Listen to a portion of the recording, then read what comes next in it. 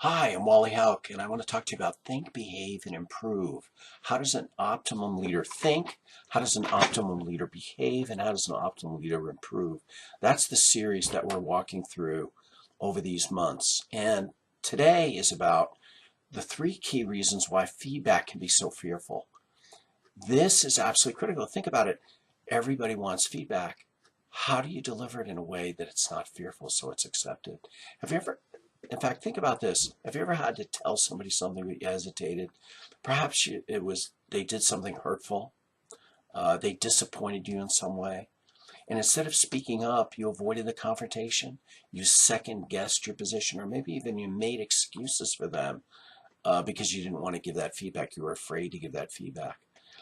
Feedback that's avoided can cause serious damage over time. In fact, I had that experience. On my first business partnership, I personally found it very difficult to give feedback to my partner. And he would often omit information, so I was either embarrassed or I couldn't do my job with clients, or he might even occasionally he'd embarrass me in front of clients by criticizing me. I wanted to say something to him, but I always found excuses not to give feedback to him. I was afraid. Eventually, the partnership was dissolved, and over time, I came to realize that I contributed to that because I didn't give feedback. Please don't do that. Let's talk about the three major reasons why. I'm going to help you right now.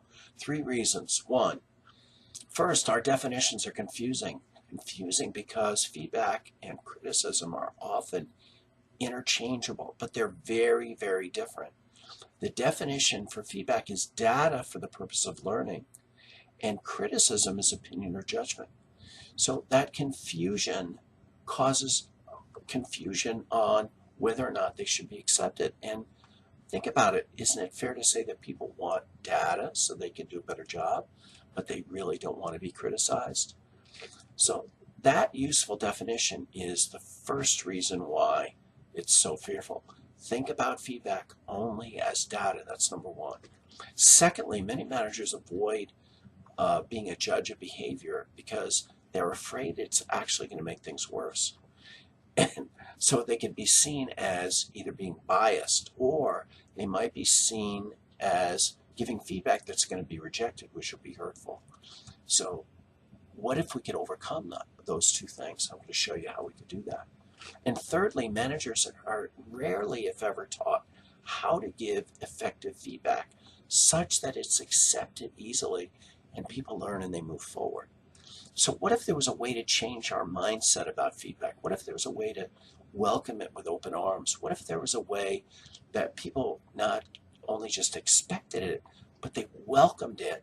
In fact, there were both of them. What if both receiver and giver were obligated to exchange that information in a way that was without fear?